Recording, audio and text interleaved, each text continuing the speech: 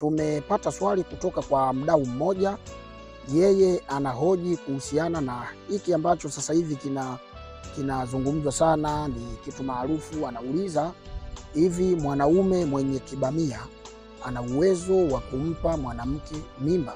Na je, kibamia ni uume wenye ukubwa gani, wenye umbo gani? Anauliza swali la namna hiyo. Asante ndugu mdau kwa swali lako. Kwa sasa swala la kibamia limekuwa ni wimbo wa taifa. Ukiingia kwenye vyombo mbalimbali vya habari wanazungumza kuhusiana na swala la kibamia, lakini kwenye mitandao ya kijamii linazungumza swala la kibamia. Wanawake wanazungumza kuhusu vibamia na wanaume alkadhalika wanazungumza kuhusu vibamia.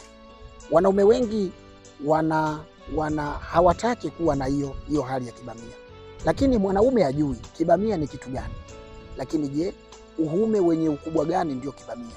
Asante sana kwa swali lako ndugu mdau. Ndio, mwanaume mwenye kibamia anaweza kumtia mwanamke mimba.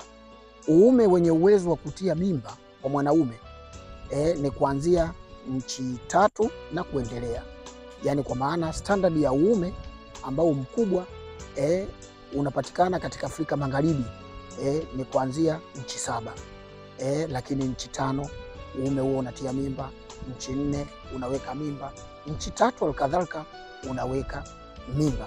Chini ya inchi 3 hapo inakuwa ni changamoto kuweza kuweka mimba, kwa sababu zile sperm zinaweza zisifike sehemu yoyote wakati zinatoka, labda inchi 2 au inchi 1.5 unaweza usifike kokote. Lakini kuanzia uume wenye urefu wa inchi 3 uwezekano wa kutia ujauzito upo, kwa sababu uume wa inchi 3 unaweza kuupenya kwenye uke na ukafika na ukatoa sperm zikaruka na zikaenda zikalifikia yai. Lakini kuanzia inchi 7 ni standard, inchi 6, inchi 5, inchi 4 na wanasema uume uliokuwa standard ni uume inchi 7, na uume wowote, yani mwanaume yoyote aliyokuwa na uume chini ya inchi 5 huyo ndiyo mwenye kibamia. Yani standard ya uume ni inchi 5, inchi 6, inchi 7. Yani pima uume wako. Wewe ukiwa na uume inchi 5, huo sio kibamia. Inchi 6 sio kibamia. Inchi 7 sio kibamia. Maana yake standard na kuendelea.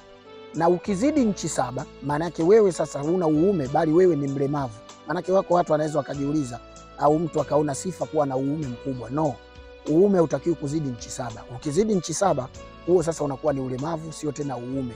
Hauna tena starehe kwa mwanamke. Wanawake wengi wanapendelea uume wastani.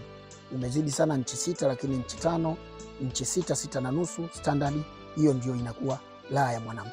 Kwa hivyo uume uliokuwa standard ni kuanzia inchi 5 mpaka inchi 7, na chini ya inchi 5 huyo ndio mwenye kibamia. Inchi 5 anaweka mimba, inchi 4 anaweka mimba, na inchi 3 anaweka mimba. Kwa mwanaume anaweza kuwa na uume uliokuwa na urefu wa inchi 3, lakini akawa na familia, akawa na watoto, kwa sababu inchi 3 pia unaweka mimba. Lakini huo ndio kibamia.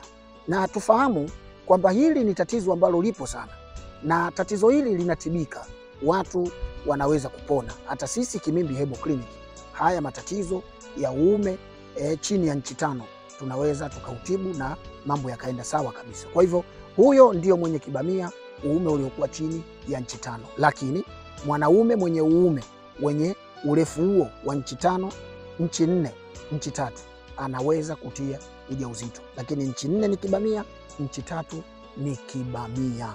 Chini ya inchi 3 maana yake hawezi, kwa sababu uume unakuwa uwezi kufika vizuri katika uke na kutoa sperm kulifikia yai.